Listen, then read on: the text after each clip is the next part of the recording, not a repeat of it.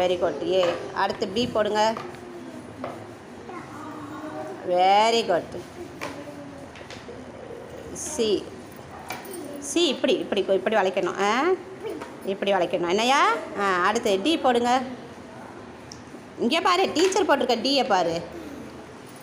இப்படி இல்லை, இந்த ஒன்று இந்த பக்கம் வரணும் என்ன? இப்படி போட்டு இப்படி போடணும் டி. இதே மாதிரி பார்த்து கீழே அழுங்க.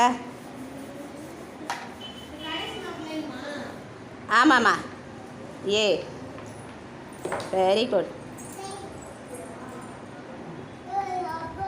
இரு டீச்சர் அடிக்கிறேன். பி போடுங்க, நல்லா போடுங்க. Very good, super. சி. இப்படி போடக்கூடாது, சி போடணும். இந்த மேலே எழுதியிருக்க சியை தான் போடணும் என்ன? அதே 2-3 தடவை எழுதி பார்த்தா தான் உனக்கு தெரியும். இப்படி போடு சி.